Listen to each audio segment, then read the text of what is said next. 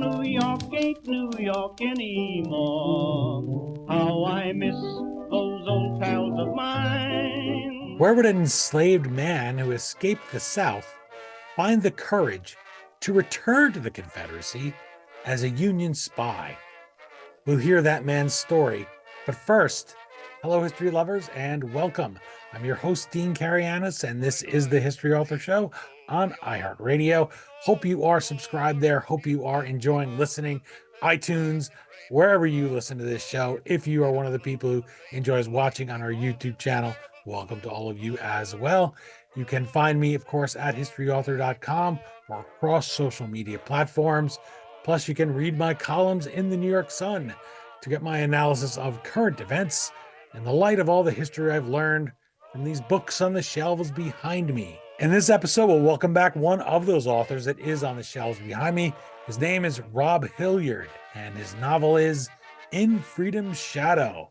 Rob has written on a whole bunch of topics: sports, history, and the outdoors. He's a boy of Western Pennsylvania, born and bred.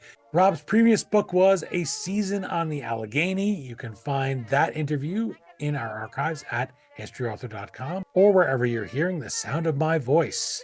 You can also find our guest on Twitter and Facebook. Those accounts, as well as his website, are all linked at the historyauthor.com page for this episode. All right, now that we've arrived back in the 1860s, as the United States is tearing itself apart, let's join Rob Hilliard and take a reverse journey on the Underground Railroad, riding in Freedom's Shadow. And here we are with Rob Hilliard. He's joining us to chat about his novel, In Freedom's Shadow. Welcome back to the History Author Show, Rob. Thanks very much, Dean. It's a pleasure to be back and looking forward to chatting with you today. Well, I've been looking forward to this novel. I nagged you a little bit about writing it. I said, when are you going to finish that novel with that really great idea that you told me? And that was sincere. And here I pick up the book. I find myself back on October 22nd of 1861 on the edge of what you call a cold, dark Potomac River. This is a really tense moment. And this is a perfect way to start a novel, especially when you realize that it's based on fact. So start us there. Your man is John Scobell. He's the man who we see this image, this stylized image. That's not him, of course, on the cover of In Freedom's Shadow. And what is going on in the Civil War at that moment? What's going on in his life at that moment that he crosses the Potomac and he's now in free territory? Well, what's going on in the Civil War at that moment is quite a lot in some ways, and yet right in that very second, or in that hour on the morning of the 22nd, or actually the evening of the 22nd, there's very little happening right there. So I'll explain that a bit. By October of 1861, we're about 6 months into the Civil War since the first shots were fired. The first major battle was, of course, Bull Run in July of 1861, so we're a few months past that. People are starting to realize this isn't going to be a 3-month engagement because we're already 6 months into it. And, as I'm sure many of your listeners will know, that was the initial thought on both sides was really, well, this will be a quick thing. We'll mop it up and that'll be the end of it. They were only off by about 4.5 years, as it turned out. But at any rate, by then, because of what happened at Bull Run, Irvin McDowell had been removed as the head of the Army of the Potomac, the Union Army, and been replaced by George McClellan, the Little Mac, they called him, or Young Napoleon, I believe was the other name they had for him. Yeah. And they were great with nicknames back then, weren't they? Much better than today. We've let that slide. Yeah, I'm not sure if I'd want to be called Young Napoleon, but at any rate, it was a compliment at that time. So. Yeah, right, exactly. So those changes had happened because, of course, Bull Run went very badly for the Union Army. And there have been a couple minor skirmishes up to that point. And then on the day before the book opens, on October 21st of 1861, there was I'm always reluctant to call it a minor battle, call anything a minor battle. It's like having minor surgery. It's only minor when it happens to somebody else, right? And there were, people, hundreds of soldiers who died there. So certainly not minor to them or their families. But in the grand scale of particularly the battles that came later in the Civil War. The Battle of Ball's Bluff, which I'm referring to, was a small scale engagement.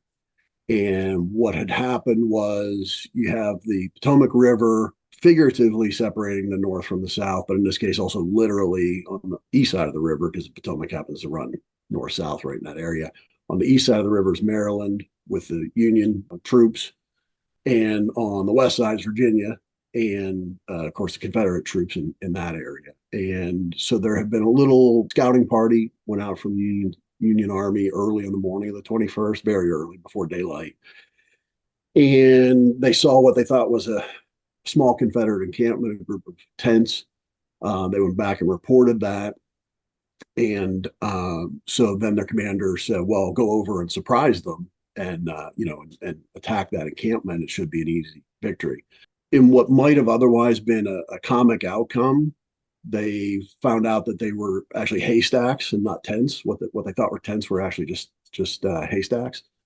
And like I said, it might have otherwise been comic because the unfortunate outcome of that was once they realized they weren't tents and they kept moving, they accidentally blundered into a much larger Confederate force. And they really kicked over hornet's nest in that instance. Over the course of the day, the Union soldiers were driven back to the edge of the river. And at that location, I mentioned it was called Ball's Bluff, or still is called Ball's Bluff today. The reason the word bluff is in there is it's a very steep cliff, essentially, that goes down to the Potomac River right there. And to coin a phrase, a series of unfortunate events, they hadn't brought very many boats over. They had shuttled soldiers over from the east side of the river there in just 4 or 5 fairly small rowboats. That had happened over time, over several hours. So now they had been driven back to the edge of the river again, and they needed to retreat. They needed to escape across the river, but they had hundreds of soldiers and rowboats that would only carry a couple dozen people at a time. And so they couldn't evacuate fast enough. They couldn't retreat back across the river fast enough. They couldn't get help to come over and help them for the same reason. And so the short version of it is they were driven back and then really off the edge of that steep cliff, down over the river. And the Confederate soldiers stood on the bank above them and fired down into the Union troops who were just clustered at the bottom with no place to go. Some of them tried to get into the boats, paddle away. They actually swamped one of the rowboats, made the situation worse because then they had obviously one less. Some of them decided to try and swim for it, but of course they were wearing heavy woolen uniforms of the day. Immediately, as soon as they got in the water, they weighed quadruple the amount that they had before they got in the water. And sadly, many of those soldiers were either shot trying to swim away or they just drowned. So how much of that is left today? Let me interrupt you because I know you went there, and I know this is something important to historians to walk the grounds. How much of that area is available to you today, or can you go to today? Obviously, the nation's capital now is a much different place with fears of terrorism and security and all of those things. So were you able to go there? And how did that inform your writing of In Freedom's Shadow, being able to look and put yourself in the mind of not only your man here, John Scobell, but also of the real soldiers that were there, or the soldiers that were there? He's not a soldier, so I say the soldiers. Right. The cool thing is we went in January, about a year ago, I guess. And actually, if anybody looks at my Twitter profile, that's where that picture was taken. And it was a very cold January day. And I think you can tell in my picture that I was extremely cold. I had a sweater buttoned up around my neck and a heavy coat on, and I was still freezing. But when I didn't really know. I knew there was a park there before we went, but I didn't know how big it was, or like you said, how much access there was. So actually, one of the really cool things is they have a couple hundred acres set aside, including essentially the whole battlefield, some really neat trails, interpretive signs and things. So I encourage anybody who happens to be, in the DC, Alexandria, Leesburg area to go there and check it out. I also encourage you to not go in January but maybe when it's a little bit warmer. But you can actually October.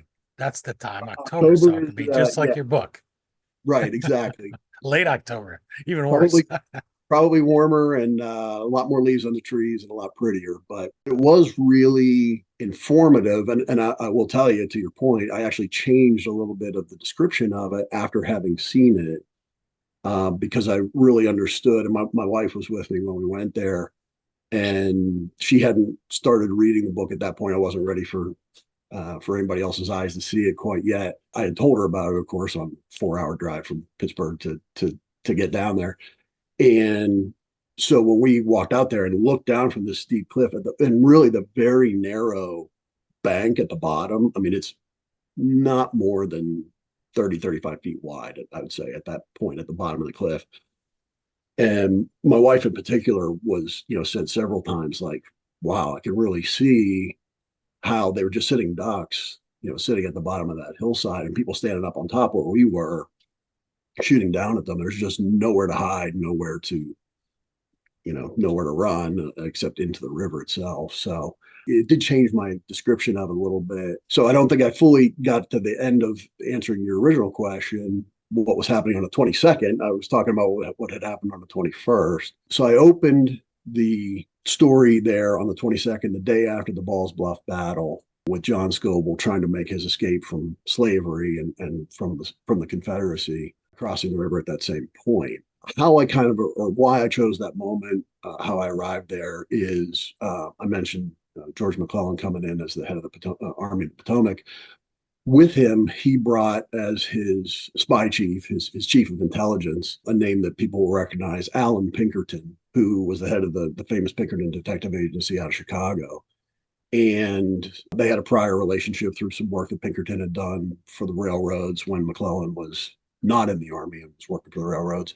And just as what happened today, what happened there was the U.S. had no spy network at that time. They had no infrastructure. They weren't busy spying on anyone at that moment. And then suddenly a war broke out and they needed that. They had huge need of intelligence and they needed it overnight. So just as what happened today, when you need to fill a need and you don't have that internal infrastructure, you bring in a contractor. So in this case, they effectively brought in a security or intelligence contractor with Pinkerton. He picked up most of his, as he called them, operatives, or what we would call agents, from Chicago, transported them to Washington, D.C., and they immediately set up a spy network. We know about all this because of a book that Pinkerton wrote about 20 years after the war. And I'll read you the full title here just to give you a sense. It was called The Spy of the Rebellion, Being a True History of the Spy System of the United States Army During the Late Rebellion by Alan Pinkerton. That tells you, in my mind, a couple of things. One, gives you a little bit of insight into Pinkerton's ego because he calls himself the spy of the rebellion. I think it also tells you that he desperately needed an editor, and we'll talk about that a little bit more as we go. He was, as I like to say, a groundbreaking, exceptional detective, kind of a middling spy in terms of how the results turned out, and a terrible writer. But what we know about Scobell all comes from that same book that Pinkerton wrote later, and he talks about the various operatives who worked for him during the war, and one of those is John Scobell. And what he says about Scobell in terms of timing was that Scobell, that is, came to Washington, D.C. in November of 1861. So there's very little in terms of specific details in Pinkerton's book, and some of it is, like I said, because he's not a very good writer, some of it is very difficult, if not impossible, to decipher. Yeah, But that was because you're right. That brings me to something else here, which people are watching on YouTube, they could see behind me that the badge on the cover of In Freedom's Shadow says, based on the incredible true story. And then in the afterword, you back off a little bit and give us a little bit of humor. And you say that's a well-known yet vague phrase. And although the name John Scobell is there in Pinkerton's writing, that's something that gave you a challenge I don't think any other writer, and I really did think about it, has had, that I've interviewed anyway. And that's that you're not sure because these are spies. What's reliable narration? What is a cover story? What is maybe an amalgamation or hiding names? So you're getting right into that right now. You had to navigate through the shadows where espionage lives to bring this story to life. That's 100% correct. And taking that even a step further, or let me say it differently, that's magnified in the case of Scobell because he started life as a slave. So there was no documentation of him then, or wouldn't have been. There was, no birth certificate, none of those things. And then at this point in his life, he transitioned into being a spy. To your point, still wouldn't have any documentation and probably a name change and some other things. So he is, and continues to be 160 years later, still a bit of an enigma. And so, as you said, what I tried to do was take the information that has been accepted by, again, a century plus of historians as factual out of Pinkerton's narrative, and that is that John Scobell did exist. He really did go on spying missions on behalf of the U.S. He was a Pinkerton operative. He went to on a couple of specific missions, one to down the eastern shore of Maryland and across into Virginia, and then a second one into Richmond, the heart of the Confederacy. That's kind of as I like to say, that's kind of the bones of it that I was able to get from Pinkerton's narrative, and then I tried to put some meat on that to tell the fuller story. Spinning that back to how he came to be standing on the edge of the river, Pinkerton talked about him first appearing being brought in for questioning, really, at Pinkerton's office in Washington, D.C. in November of 1861. So I started asking myself the question, well, if this guy was in D.C. in 1861 and he'd come from the South, what would be the inciting incident, if you will, to use a writer's term, that would have either encouraged or allowed or given him the ability to escape and get across the river? And kind of looking at a timeline, Ball's Bluff, again, happened right, as you said, late October. And so I thought maybe that not only created a convenient jumping off point, no pun intended, for the story, but also may have even, in real life, and this is 100% speculation on my part, but in real life may have been tied to his ability to escape at that time as well, just the confusion of battle and everything that comes after it. And these are real people, even if we don't know if this is an composite, as they call it, or if was an individual who had this real name. This guy had existed and that was his name, or that was part of his name, or the name that he took. It's such a hard time in history to pin down anyway. People could disappear, change their names. Obviously, enslaved people didn't have last names even, and John is not exactly going to ring any bells at ancestry.com. So that's all tough. And this touches upon something that I wanted to bring up towards the beginning, and that's that there's this emerging conventional wisdom that seeks to limit historians and novelists, nonfiction writers, to people who the phrase is look like them or are like them. And as someone that's of Greek heritage, I can tell you people have been retelling those stories over and over again. I mean, if I have to suffer through Kevin Sorbo playing Hercules, for one thing, he's a mythical creature, right? So there's another thing with a lot of these guys, a lot of the Norse gods too. You associate them with them, but we have Hollywood playing these roles. We have Cleopatra recently, whose name is Greek, means pride of her father was Greek. The Egyptians got very upset with that Netflix, some kind of junk science there. So to me, I think if someone's not going to tell this story because they don't have the same experience in their family tree as John Scobell did, if they're not a Black American, they feel, well, I shouldn't tell it. To me, I want you to be a good writer if you're going to tell a story. And to me, we couldn't write about history. We couldn't really write about much of anything. We couldn't write sci-fi or going to stories about 100,000 years ago. We couldn't imagine. We couldn't write about going to Mars in the future if we stuck to that too rigidly. But this is sensitive for some reason. It may look at you and say, why is this guy telling the story? And so I wanted you to touch on that. Why did you feel you were the one to tip the scale, that you said, yeah, I should be writing this story because of maybe some of the same factors that I mentioned? That's first of all, an excellent question, and one I've been looking forward to answering, but it's also one that has a lot of layers to it. So I'll try to not give you a 3 hour dissertation, but give you somewhat of a brief answer to it. Sort of my first, just off the cuff reaction to that is, well, his story was right there in print and was basically sitting on a bookshelf for 160 years. So anybody at any time could have come along and latched onto it and told the story. And the fact that it hadn't happened yet, in a lot of ways, opened the door for me to be able to do that. Because as soon as I found out about this, as I said to somebody recently, like, this seems to be the new source of inspiration. I was Googling one thing, accidentally stumbled onto another thing. And when I read that other thing, which happened to be an article on the CIA website that was called Black Dispatches, and talked about how escaped slaves and some who had not escaped able to provide really valuable intelligence during the Civil War.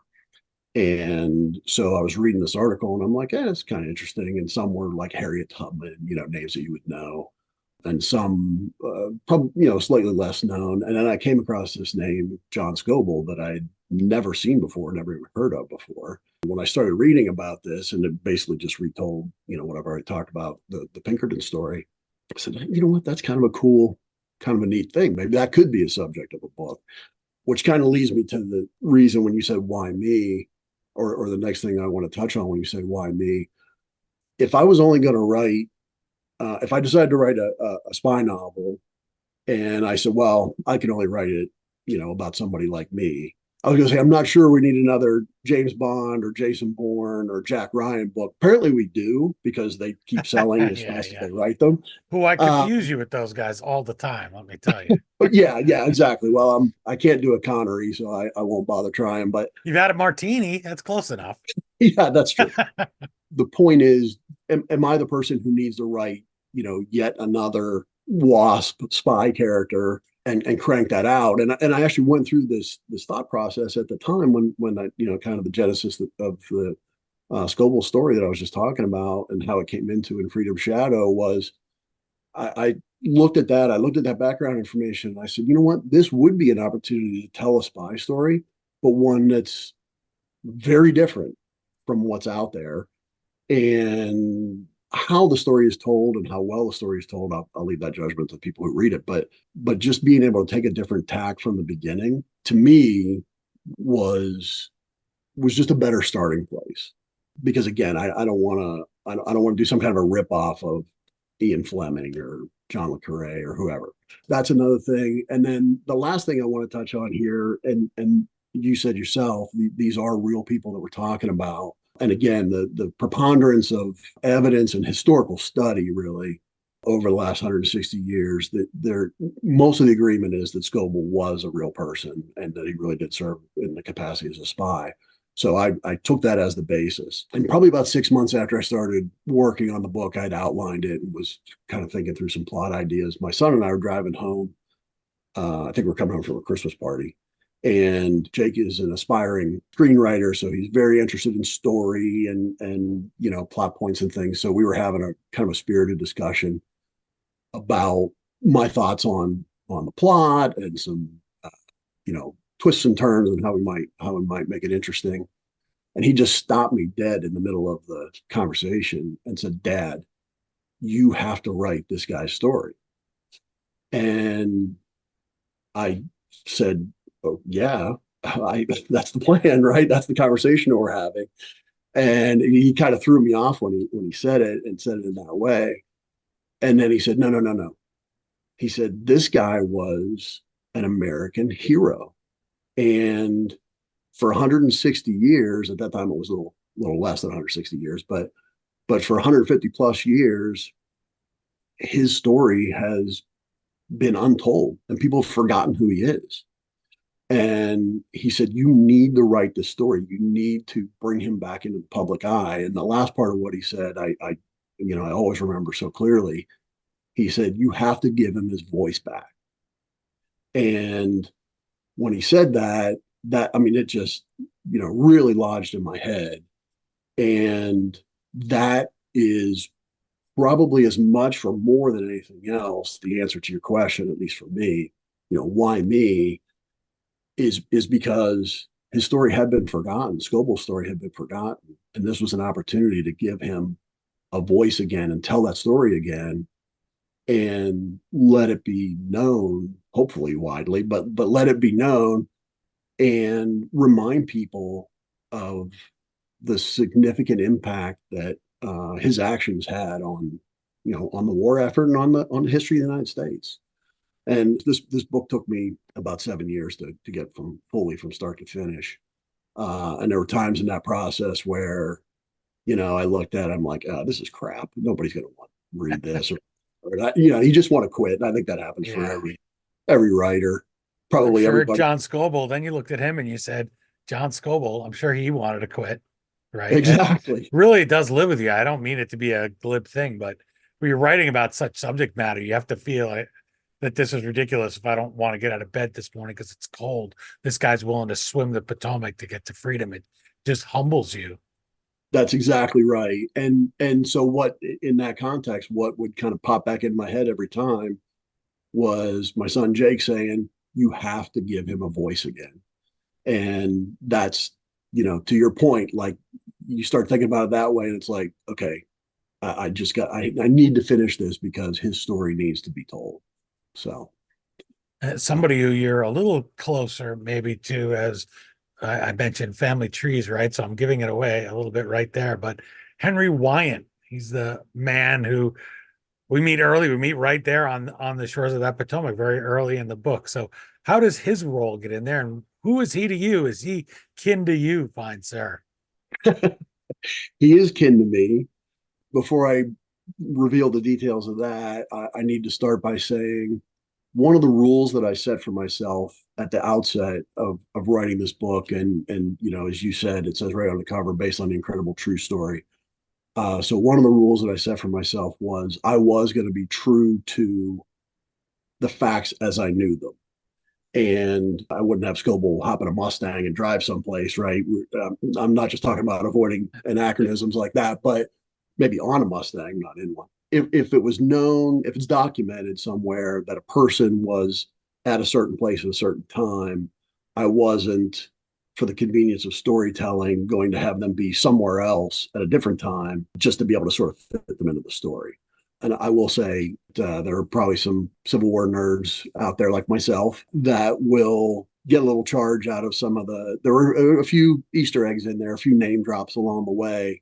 But I think I got those all accurate, that when they hear or read those names, see those names in print, that they'll be able to nod their head and say, oh yeah, that person was there at that time. Yeah, he picked up on that. So that was the rule I set for myself at the beginning, and obviously including Scobell. It was very important to me to again stick to the at least the known facts there. But then I allowed myself one major exception, and and that was Henry Wyant. So Henry is my great great great great grandfather on my mom's side, and he very much was a Civil War veteran. He served in I think it was the 103rd Pennsylvania Infantry. I won't give away all the spoilers. Somebody's gonna have to read at least to the back of the book And you're or flip to the Pennsylvanian back. too. I meant to say that's what got my mind working. Another bit of a link you have to him there. Right, exactly. Yeah, he was on that side of the family, one of the early settlers in Western Pennsylvania, where I'm from. He was from, I don't know, two counties over or something like that. But I needed at that point in the story, that early point in the story, a character who needed to be able to fit a certain need. And that was to interact with Scobell in a positive way, be a friend to him, to be straight up. And possibly the one of, if not the first friend that Scobell had in his lifetime, almost certainly the first white friend that he had, considering that Scobell was from Mississippi and had lived his life in slavery to that point. But somebody to be able to demonstrate to Scobell that it was possible to have friendship and have kindness shown to him by somebody of another race. And so the conceit that I allowed myself was, okay, well, I needed somebody in that role. It was going to be, basically a nameless character or just an imaginary name that I came up with. And I said, you know what? I'm just going to go ahead and throw my great great great great grandfather in there and use him in that role. So like I said, it was a Right. bit of a conceit, but I Well, wanted. and a good one. Sorry to interrupt you, but a good one. And also, I think you're more conscious of it. To go back to what I was saying about, is this your story to tell? People may ask you, and you're more conscious of that. And I think a lot of these things that we say are well, some people say that they're offensive. They presume to tell, not just say I'm offended, but that this is offensive. They declare it, but it's a lot of it is just bad story writing. When they talk about something like, for instance, white savior complex, which is not at all what Henry Wyatt is here, and that's just bad storytelling. And when they do things like I say there's two extremes, right? I write this sometimes when I write it to Sun, that there's the noble savage on the one end, but that's just as bad as the savage part. Throwing noble on there and thinking you make yourself somehow more enlightened is no better writing. It's still silly. It's still not real. And even though this is fiction in Freedom Shadow, you wanted it to be real. And by fleshing out a character like that, and that just happens to be one of your several back grandfathers, you avoid that just because you're a good storyteller. Nobody needs to tell you and criticize you or pick at your house, God forbid, and say you got that wrong. Because you say, well, you'd never write a character like that, even if even if that hadn't been invented, because it's not a good bit of storytelling. And you would disrespect John Scobell if you had written somebody like that he does the swimming himself, he does the escaping himself, he goes back over those Confederate lines and risks his life, and he's risking it in a way that nobody who doesn't look like him, that's when looking like him but be as important, he will be punished and tormented. And he gives a great bit of writing actually in Freedom Shadow. He's explaining what they're asking him to risk, and he says you can't even imagine it. And I thought, that's great writing. Leave it to the person's mind now. That'll stick in your mind, as it obviously stuck in mine, where you're saying, what is he talking about? What are they going to do to him? Much better than a 3-page exposition dump, or even a 1-line exposition dump of him describing what they'll do, because it allows the reader to have the same exact fear as this man would have had 160 years ago. So anyway, that's a great piece of writing right there. And I just wanted to point that out for people listening, thinking about picking up in Freedom Shadow. Well, thanks, Dean. I appreciate that. And this is my first novel, as you know, I've been on the show before, not my first book, but some of the like trying to get that right in terms of pointing those things out, but not beating people over the head with it either was a bit tricky. Hopefully I was successful in doing that. So you want to point out the dangers, you want to make it clear that there's a risk there, but at the same time you don't want to drum people with it. So You're enjoying my conversation with Rob Hilliard. He's the author of In Freedom Shadow. You can find our guest on Twitter and Facebook. Those accounts, plus his website, are all linked at the historyauthor.com page for this episode. Kenneth Dagler, who's a retired CIA operations officer and an author himself, writes, quote, In Freedom Shadow has all the elements of a spy adventure. Scobell is the hero of the novel as he seeks a secret cipher system used by the Confederacy. The body of the book grows with aspects of tradecraft and suspense as the story unfolds. This is a good historical novel and well worth reading. Well, Rob, high praise indeed there. Well-earned praise for you. This cipher system, you could have picked anything here as a MacGuffin. You picked something that would have been very important in the days before we had encryption at the click of a button, where you would need to read some of these messages and know, since both sides are speaking English, what was going on. So I want to come from that specifically to the English part of that, because there are different dialects. There are, even today, there are different sayings. People say pop in one part of the country and soda in another part of the country, and call them cokes in yet another part of our vast land. And so I wanted to ask you about that aspect of writing in Freedom Shadow, because it's so easy to get caught up in jargon and in slang and how people spoke back then. And that other topic of raising its head, as a good writer, you don't want to get into those stereotypes. You don't want to tell a bad story, make people sound like they're not real, even if maybe they did speak a certain way at the time. It may be distracting to a modern reader, and the terms may be distracting. So when you're writing this book, when you're writing In Freedom Shadow, how do you go about meeting those challenges in dialogue so that people don't get hung up on things like dropped ing off a word. It just ends in n, like fixins and things like that. Well, first of all, I want to clarify one point. The correct answer is pop, not soda, not so. Just for the record. Really, that starts out there in Western Pennsylvania. I Oh wouldn't have yeah, thought. yeah, for sure. In fact, that's kind of a one of the many Tess. important well, one of the many important distinctions between Philadelphia and Pittsburgh is in Philadelphia it's soda, in Pittsburgh it's pop. In Pittsburgh we drink water. In Philadelphia they drink water. I could Oh go on. gosh, you're forcing me to choose between saying soda and and agreeing with Philadelphia. That how could you do this to me? I'm, See, a good I'm, writer. He's got me in the crucible right there, the fictional crucible where I have no good option at all. So and go ahead, explain how you did turning up just the heat. that. Yeah, and turning up the heat. No, but to come back to your question, it's funny. Very early in this process, my wife and I were talking and talking about some of the things that you're touching on here, and she asked me flat out, "Do you really want to write a book about this subject? Because you're going to have to deal with all the questions of race." And I, being, maybe somewhat naively at the time, but I said, yeah, I want to take that on because again, it's a story that's important to be told. I'm not somebody who likes to shy away from these things, I guess. Not that I'm particularly, controversial or even particularly political, but Well, you wanted to tell a good story, and I think I don't want to interrupt you again, but we feel the need to explain these things, and I do want to hear your explanation. But the bottom line is, I'm a writer. A, I love this man's story. B, I wanted to tell it as faithfully as I could to do justice to him, and so I did it. I didn't think of all the outside. I didn't think of you can't. You drive yourself crazy if you think of what every individual writer will say or do. You don't want to intentionally give offense, but I would think, and you correct me if I'm wrong as I'm answering your question that I asked you, but I would think the feeling is people of goodwill are going to listen and understand. And if people are, and they're going to say, okay, I see where this man was coming from.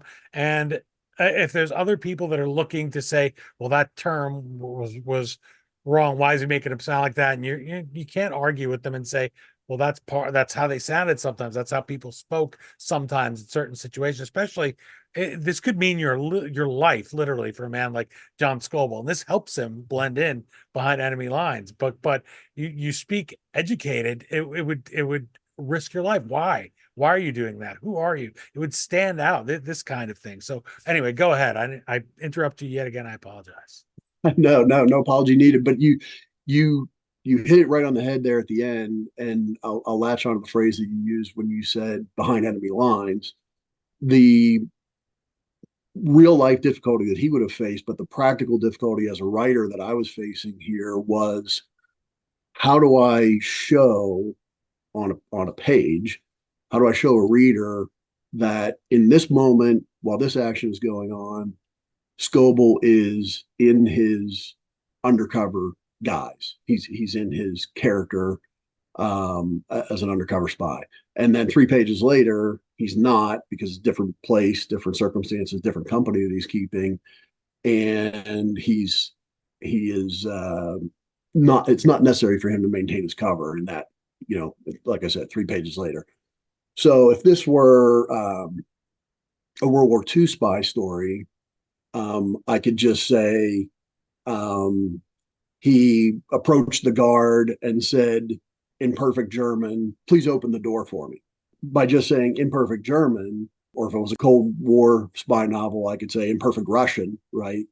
And it would be immediately clear with just those couple words that, oh, okay, he's acting in his undercover role here, and he's speaking the language of the people that he's interacting with. As you said correctly, in my story, everybody speaks English, so there had to be some way of distinguishing that on the page so it was immediately clear what guise he was maintaining during that bit of dialogue. And so the way that I ultimately arrived at to do that was to write that dialect that you're talking about. To be honest, I don't particularly enjoy reading dialect. I'm a very fast reader, and which means I skim a bit. And when you have dialect in there, you have to stop and kind of sound it out a little bit to catch phonetically what the writer's trying to say, and it slows you down. So I've never been particularly a huge fan of that. And so, of course, when I went to write it, I was that much more nervous about it because I thought, oh, geez, if I don't like this to begin with, then, is anybody else going to like it? So the compromise I arrived at was to insert some of it, try to minimize it to the extent that it didn't take a reader out of the flow of reading, but yet that it was still clear again that this is the role he's acting in here in this situation, and this is a different role that he's acting in another place in the story. To your point, in the real life situation with Scobell, of course, we have no idea what he really spoke like, but he would have had to speak and sound a certain way. As you said, it would have immediately outed him and put him in physical jeopardy, maybe in jeopardy of his life, just by being able to speak proper English in certain parts of the country at that time. I mentioned earlier his second mission to Richmond. Certainly there, while he's sort of lurking around the Confederate Capitol and the Confederate White House, and sometimes with the other Pinkerton agent, Kitty Brackett, who was his partner there, but in the guise of his owner. There were times when he was separated from her. And again, if he's not with her and he's speaking good English, that's going to be an immediate red flag to anybody which was most of the people of Richmond, who had Confederate sympathies. So, and particularly Confederate soldiers and some of the spy hunters that really did exist in Richmond at that time. I imagine it would make you stand out, even if you were among the enslaved population there, and people were there. They wouldn't. It's illegal at this point, even for you to teach African Americans to read, and much less educate them. And it's something Harry Turtledove has a similar character. Scipio is the name of it. I guess it's his alternate Civil War series, but he's trained as a butler, and they do it as I don't know even how to describe it adequately, but it's not for his benefit. It's because his owners think that it's better, and it's kind of funny. He's a parlor trick, I guess you would call it, that he could speak like, as he calls it in the writing, an educated white man. But this becomes very useful to him surviving. And that reminded me a little bit here of John Scobell in Freedom's Shadow. And it's something that you may not think of. And it gives us the opportunity, historical fiction does like this, to reflect on the real people who are gone, but their voice, it's up to a writer like you to give it. So again, that's the important thing to me, is that a good writer write this story. I'd rather, for instance, if there's a story here of, John Malkovich scored as Eleni in a movie about the Greeks suffering in the Turkish genocide. The Turks killed my grandparents, all their families, pretty much. I would rather an actor like John Malkovich have that role, even though it's absurd because he's Malkovich. I remember looking it up as a kid. Is this guy Greek? Doesn't sound Greek. One Greek Doesn't parents. sound. Nope. He's exactly what he sounds like, but he's a great actor. So the fact that it's a little different for that role, and this is something goes back to I talked with you offline about Happy Days. This was even something back then, way back when Happy Days was on, and they came to Pat Morita and said, you're of Japanese extraction. You're playing a Chinese man owning Arnold's. And he said on the spot, no. He made up a backstory for him, that he had a Chinese father that had been to Korea during the war. And so, no, my character is partially. And when this man from the studio was placated and walked away, the writers said to him, where the heck did you get that? We didn't write that backstory. He said, I just made it up because I want the job. I need to work and I like this. It's like, and so that's and he's a great actor, an amazing actor. And so that's the person that I would want. I mean, for me, I would want somebody good to play me if I was ever in a movie role. I wouldn't want a bad actor. So I think somebody good to tell the story is the most important thing. Someone who does it respectfully. And hey, if you stimulate somebody else to go back and maybe do a nonfiction book here about John Scobell, that would be great. Yeah, well, again, I appreciate the compliments, and I did, I guess I sort of skimmed over this, but my initial thought was to try and do a nonfiction book. My very initial thought, and then when I started digging into it and realized again how little meat there was on the bones, at least what I was what I was able to unearth. And as I pointed out also in the afterword of the book, I'm not a historian. I'm a storyteller. I'm a student of history.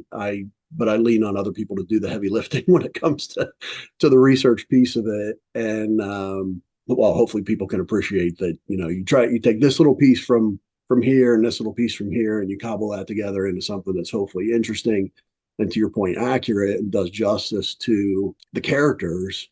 And particularly in this case, does justice to Scobell for all the reasons that I mentioned, because it's just so important to me that his story, be told. You reminded me of something else when you were talking there, and if I'm start straying off on too much of a tangent, you can throw a lasso on me and reel me back in. But it's about happy days. No, it's not happy days. No, it actually has to do with the book, so we'll try to stay somewhat on topic. But one of the things that I found in my research, and when we were talking about how people spoke and the interaction with the slave owning society in the South, one of the reasons in real life that slaves were able to become such effective intelligence gatherers. One reason is obviously they were vested, right? The more information they provided to the Union, the better chance ultimately that the Union would win the war and all the slaves would be freed.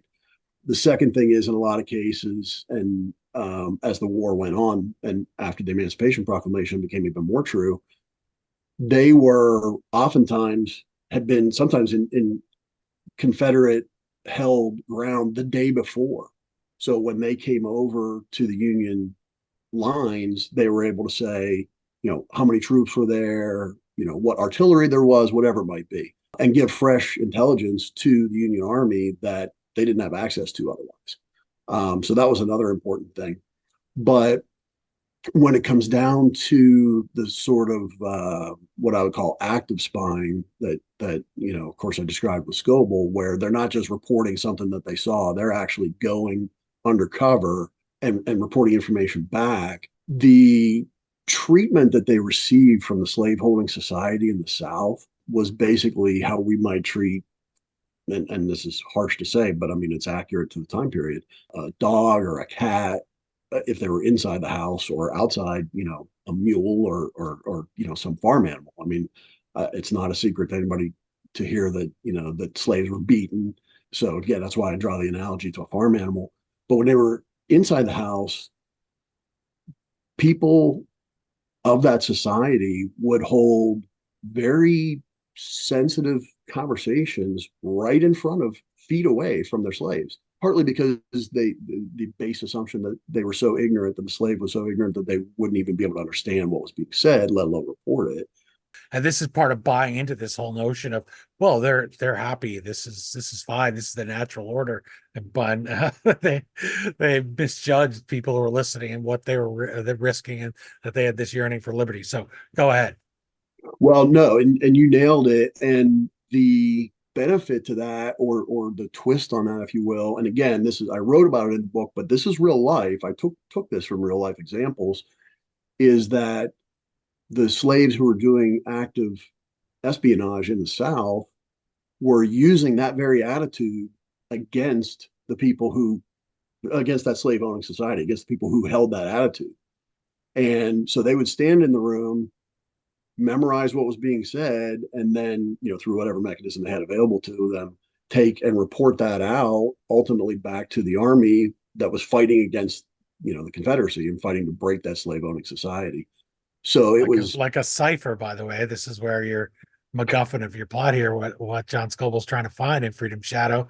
How do you get those messages out? It's not as easy as sending an email at this time, or even as easy as sending a letter at this time, and you don't want anyone who picks it up to know what's going on. So that just adds to the layers of your novel.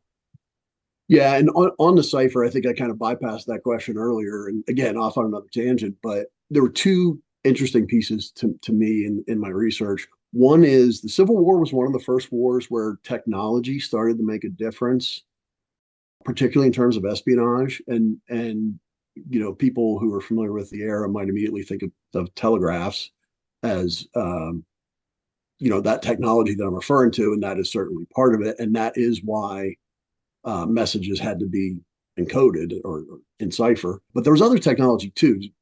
Just if you'll indulge me for a second, balloons. They were actually using for spying, which had never been, well, I shouldn't say never been done before. It had been done in other countries. But the scale of that, and particularly for mapping and again for identifying troops and troop locations, balloons were one of the relatively new technologies that were used at that time, at least to US armies, and maybe a better way of saying it.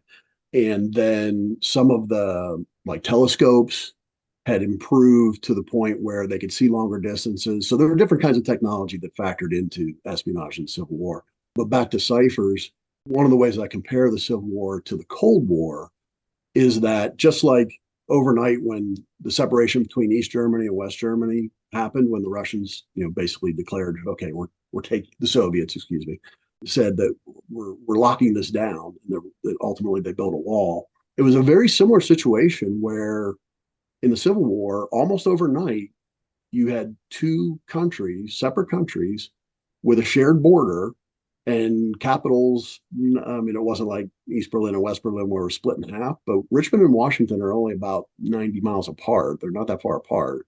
Again, for the Civil War nerds, I realized Richmond wasn't the capital at the beginning of the Civil War. It was not a few months later, but there was this sudden, forget, this is not intended as a pun, but suddenly this curtain fell between the two countries and they were immediately separated, just as happened in the Cold War.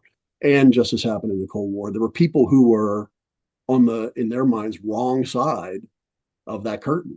People who had Southern sympathies who were living in the North, and people who had Northern sympathies who were living in the South.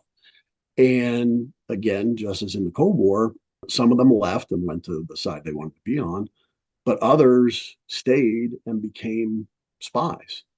And because of that, that was particularly true in Washington, D.C., or in the areas around Washington, D.C. And a lot of the telegraph operators had Confederate sympathies. So it became more and more important.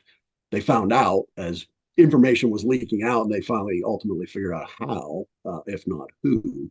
It became more and more important to start sending coded messages back and forth so that even if a telegraph operator was receiving the message, they wouldn't necessarily know what it meant. And I did find out, I won't fully reveal we'll keep a couple spoilers at least hidden away, but so I won't fully talk about the cipher object that you're referring to there, the MacGuffin, but that is a real thing. I have a photo of one from the U.S. Civil War Museum in Richmond, and they were used really in the first year of the Civil War. So again, that's another thing that I tried to stick to my rule of, okay, did this exist at that time? Yes, it did. They were being used then. So Okay, Rob, we've come to the end of our mission here today. So I want to close by giving you a chance to make your pitch to those Civil War historians who you said you're not one of them. You're not a professional historian, but you are a storyteller and you do respect the history and the time period. And you're waiting for them, I think, a little bit to come at you. And I'm sure some of them will read your book in vain looking for something wrong. And they'll have to give you one of those old timey nods of the head, right? And sip their mint julep and be happy that you got this right. And then there's people who maybe they're looking for a new novel to read, but they would never think of picking up a novel of the Civil War just because they don't think it's their story. To bring this all full circle again, they say that was a long time ago, doesn't affect me. Maybe unlike you, they didn't have ancestors that were in the Civil War. So make your pitch. You want as many people as possible to hear the voice that you gave John Scobell here in Freedom's Shadow. So make your pitch, make your elevator pitch to people that are listening today. well, I'll address the Civil War geeks in the audience first. Once again, numbering myself among them, but hopefully there are enough Easter eggs there to keep their attention and keep them, as you said, sort of nodding along. I'm not going to sit here with a straight face and say that I got everything exactly perfectly correct. So if they find something that I screwed up, I'm more than happy to hear about it. Not much I can do about it now, I guess, at the book Fix it in the public. second edition. You'll fix it in the second edition. Right. Exactly. Well, as I told you, my son's script writer, one of his things is we'll fix it in post. So, but yeah, I'm still interested in hearing about it because I'm interested in anybody's feedback. But to the larger world, the larger audience, I'll kind of go back to what I said earlier. I think the idea here is that this is a book where it will be familiar to people who are interested in spy thrillers or just thrillers in general. And when I say familiar, I mean there are. I made it a point to include some of the traditional tropes of a spy novel, and I really wanted it at its heart to be a spy novel, but it's just picked up and transported to a different time period. And so with that, you get some of those tropes, you get a different light shown on them because they're at a different time period. You can't have your spy sending a text or having a tracker attached to their car or whatever. So, or some of the crazy Bond weapons and wristwatches. I know you're not a fan of wristwatches appearing in 19th century Sure. stories. Yeah, well, it's an anachronism, or zippers. They would not have had zippers. So it just takes you out of it. It's so wonderful that you said that about Easter eggs. So I hope that people who love history like you and I, and who do have those little bugaboos that say, gosh, that zipper shows up, it should not be there. Because they weren't invented. People did not wear watches on their wrists until the Great War, World War One. So if you have those kinds of things, I think it's nice for people in the audience to hear, hey, here's an author who cared enough to pay attention to those details, because it's something that's getting rarer and rarer in the world. Well, again, I appreciate that. And I can tell you zero zippers, zero wristwatches in the story for those of you scoring at home. But the last piece of my pitch, if you will, is I'll just come back to what I said earlier. It was so important to me to tell this particular story, to tell John Scobell's story, because I do believe deeply that he really was an American hero who's just been forgotten in time.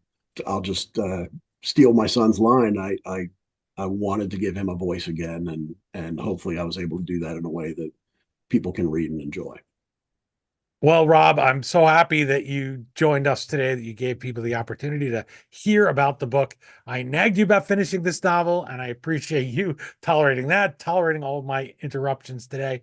I'm so glad that your son gave you the inspiration when you needed it, and that you pushed through to produce this. I hope everybody out there will pick up a copy of In Freedom's Shadow, maybe pick up two, give one to a friend, so that the voice that you have given, that Rob Hilliard has given to John Scobell and so many like him who are lost to the pages of history, their contribution to crushing the Confederacy, to keeping America a truly united country, will affect you, will give you a chance to have it in your heart, feel this story. This is just a great story. John Scobell stepping out of the shadows here for the first time in 160 years as a spy. Please do go pick up the book. And Rob, again, thank you so much. I wish you the best of luck with the novel and really appreciate you spending time with me today. Thank you so much, Dean. And again, I appreciate all the help and support, and it's been a pleasure being back on the show. Again, the novel is In Freedom's Shadow. As always, you can find the Amazon link to purchase your copy at the historyauthor.com page for this episode. By buying a book through us, you help keep the flux capacitor on our time machine humming like usual. My sincere thanks to Rob Hilliard for joining us today and for sharing John Scobell's story, for giving John Scobell his voice. It's a voice that stands out among a very well-worn period of American history. The Civil War has thousands and thousands and thousands of books written about it. This one, I could say with all honesty, stands out. It's something unique. It's a book that you're not going to find everywhere else. Please do follow Rob Hilliard at Twitter and Facebook. You can also check out his website. All of those are linked at the historyauthor.com page for this episode. If you enjoyed watching this conversation, please do subscribe at our YouTube channel for future journeys in the Wayback Machine. And please do go to historyauthor.com. From there, you can find my social media accounts, as well as over 250, maybe 260 interviews that I've done. You are sure to enjoy many of these authors. As I said, many of them immortalized here on the shelves behind me. Among those books is A Season on the Allegheny by today's guest. If you're thinking about reading that book by Rob, go check out the interview first. Why not? Well, that's it for this installment of the History Author Show. I hope you'll join us for our next all-new interview right here on iHeartRadio or wherever you enjoyed this journey into yesterday. Until that next trip into the past together, on behalf of Rob Hilliard, thanks so much for time traveling with us today, and have a great week. We still call it Broadway, but what's in a name? Take it from Georgie, it isn't the same. On the east side, west side, things ain't like before. There are tears in the eyes of the regular guys. Oh, New York ain't New York anymore.